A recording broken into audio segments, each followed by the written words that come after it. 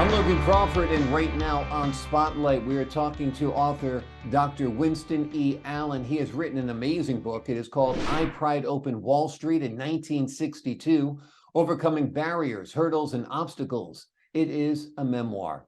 Dr. Allen is a seasoned mentor and trailblazer with a wealth of experience in helping individuals transform their dreams into reality. As the author of I Pried Open Wall Street in 1962, he offers readers an engaging and insightful roadmap to personal, professional, and financial success. We're delighted to have the doctor in the spotlight today. We thank the folks at Brookside Press for helping us put him in the spotlight today. And we ask viewers like you to support writers like him by subscribing to our channel. Doctor, delighted to speak with you today. I am delighted to be here. Wonderful, wonderful. You have quite a story. And as I read your book and I thought about your story and I thought about the year 1962, which was the year I was born, I thought about how different the world is today than it was 61 years ago. And it's different in large part because of brave men like you who broke down barriers. I think Barack Obama is president of the United States and Kamala Harris is vice president of the United States because people like you laid the groundwork for their successes. Do you agree? I couldn't be more delighted to hear you say that. Yes, I do agree. Yeah. Because Wall Street in 1962 had to be not only an all-boys club, which of course it was, an all-white boys club, an all Yale or Harvard boys club. How did you pry open Wall Street 61 years ago? Well, Wall Street, as you indicated, was a citadel of capitalism, right? And it was something that people reveled in. And the fact that behind the scenes, it was a very hostile community to folks that were minority in the United States. And that's what turned me on, because I like to face up to situations that look to be crowded and closed. And this evidently was an example of such an event. I got ideas of Wall Street because I was on a Fulbright in 1961. And I was selected, fortunately, to go to Paris. And in the course of being in Paris on the Fulbright at the Sorbonne, I happened to be in the presence of Fran Cole. Fran Cole is Nat King Cole's niece. And Fran Cole said, my fiance is coming into town tomorrow, and I'd love for us to meet and we could have dinner together at this restaurant. And I said, great. She said, incidentally, Al Ferguson is his name, and he happens to be a gentleman that's a white guy, and he happens to be on Wall Street. And I said, interesting. I'm looking forward to it. So I met Al, and I said casually to him, I said, Al, I hear you're a big shot on Wall Street. And he said, I don't know about a big shot, but I am on Wall Street, and I'm at Goldman Sachs. I said, that sounds fabulous. I said, tell me a little bit about yourself. Where did you grow up? He said, I come from Danbury, Connecticut.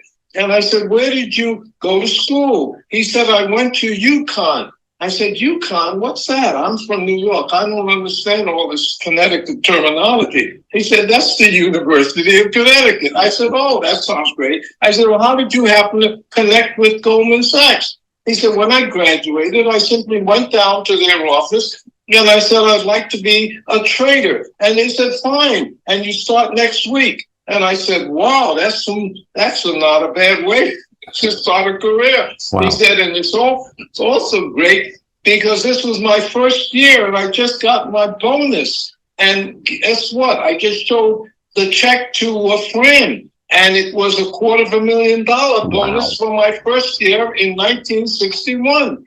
So immediately I said, this is amazing. I said, wait till this Fulbright is over. I'm going to march down to Goldman Sachs and I'm going to introduce myself and say, look, I'm interested in joining your program. Well, the long story, short story is that They said, no way, Jose. We don't have any place for you because we're overcrowded. And when they won the phone, they said, fine, come right down. What have you been doing for the last year? And I said, well, I was in Paris. Paris? What are you doing in Paris? I said, I was in the Sorbonne, the University of Paris. And what were you doing? I was studying economics. They said, well, that's marvelous. Just definitely can join this program at Goldman Sachs. I get to Goldman Sachs. They took one look at me, and you should have seen the look on their faces. They said, wait one moment, we have to check something out because we think we may have created a problem for ourselves. I said, fine, check it out and come back. They came back and said, you know what? We were afraid of this. We're overcrowded. We have too many people and we can't have that many in this class. So I said, well, when is your next class? They said, well, we'll contact you. You don't need to call us. We'll call you. All right. So then I went to Lehman Brothers. And guess what? The same story. Well, on the phone, they said, yes, this Paris idea is wonderful, Fulbrights and all that. Come down. I get there and they said, wait a moment, we have to check something out. We may have made a mistake. So I realized that wasn't going to happen. I thought, I've got to come up with a new formula, a new way to make it. And that's when I went to the New York Library on 40th Street, and I found out that the way to get back into Wall Street or get in was to do what the Wall Street firms do. And that is to begin to find the formula for becoming a broker-dealer. Yeah. And that's what I did. And that propelled me. It motivated me. It was a horrendous year of work to make sure that I could overcome all their barriers and hurdles and obstacles. And guess what? On December the 3rd, I get a letter after accomplishing all of this that you have been accepted as a broker-dealer in Wall Street. Wow. And that was the first minority broker-dealer, black broker-dealer in the history of the United States. Amazing. 1961.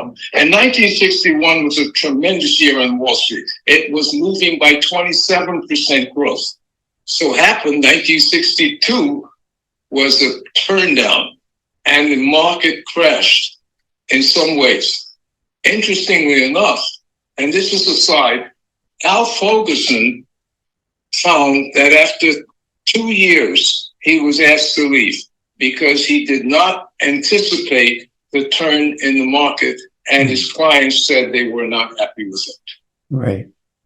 But so that shows you the volatility of Wall Street and the difficulty once you get in to remain there if you're working for a corporation. In my case, I was an independent broker-dealer, so that did not affect me. Yeah, yeah. So along the way, were you able to find white mentors who helped you?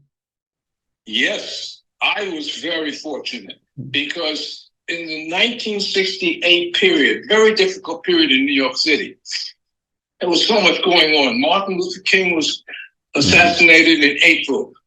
Robert Kennedy in July. There was a big fiasco in Chicago with the Democratic Party and so many things going on.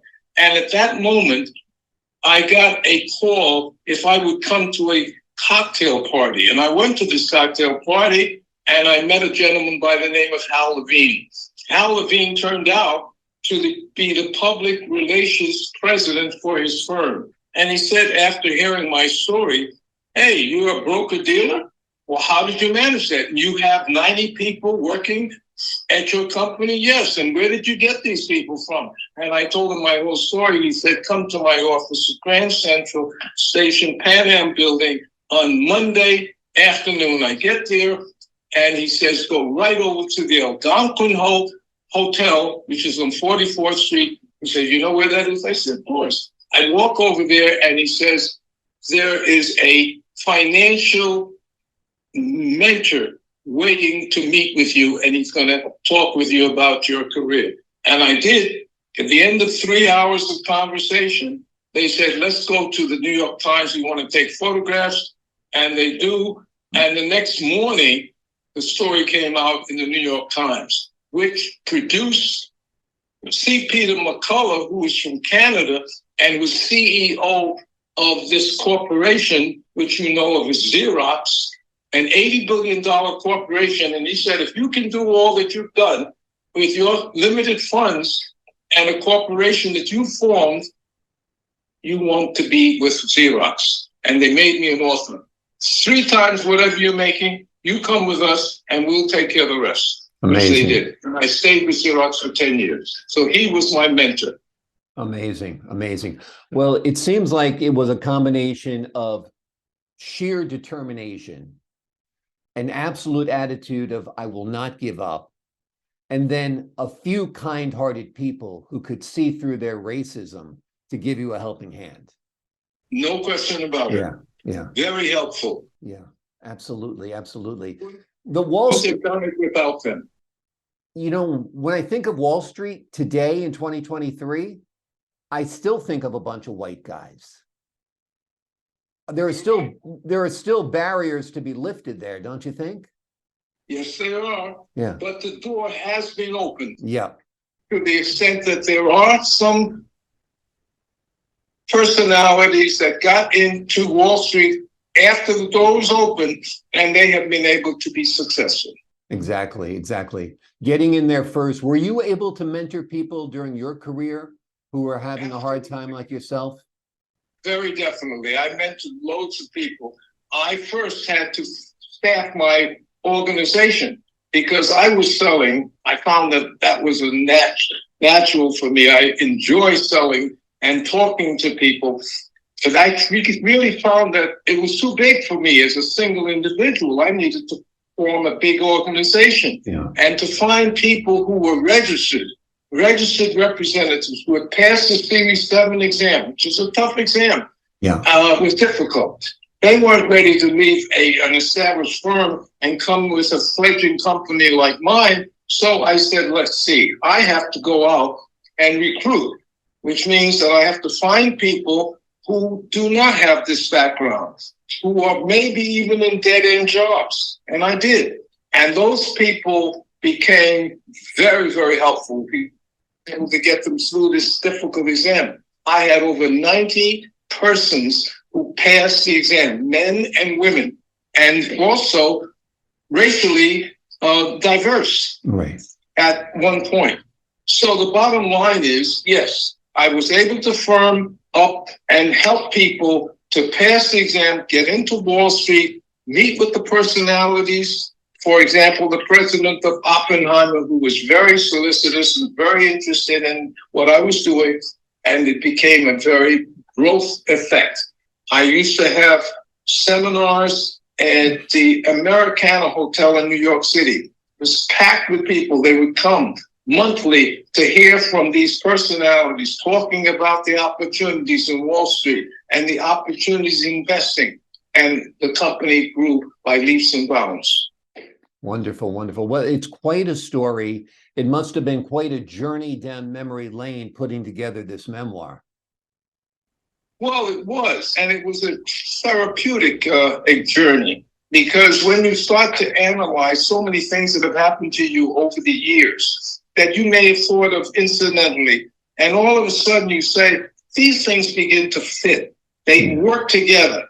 There are many things you never anticipated happening, which did happen, and it made all the difference. And I was very, very fortunate because I got to be a person that could bring other people in and help them to develop themselves and develop their careers. And my book exemplifies it because it shows the pictures, the documents that will explain how this process really worked. Wonderful, wonderful. The name of the book for the folks at home, it's called I Pried Open Wall Street in 1962, Overcoming Barriers, Hurdles, and Obstacles, a memoir. It is written by Winston E. Allen, Ph.D. It is a phenomenal book. Like I said at the beginning of this interview, this man and others like him laid the groundwork for us to have the first Black president of the United States and the first Black female vice president of the United States, and more opportunities, we pray, are coming down the road. Someone said to me that you are the Jackie Robinson of Wall Street. Yeah. I agree. That I think summarizes a lot of what happened. I agree. Because it broke open a door that was shut tight. And we are now able, hopefully, to grow in a way that we wouldn't have otherwise. Yeah. I'll tell you this, though, breaking open barriers in business, I think, was more challenging for an African American than breaking open barriers in sports. Because you did have Joe Louis, for example, who was a great boxer and so forth. So not to belittle what others have done, I'm saying, you know, your work on Wall Street and breaking through at that during that era. This is before the Civil Rights Act. This is before, you know, a lot of changes in society, is just astonishing and so admirable. So I am very, very honored to talk to you. And I thank you so much for joining us here today. It's been such a pleasure. Thank you so much. Pleasure's been all mine. And to the folks at home, I'm Logan Crawford, thanking you for your time this time. Until next time on Spotlight.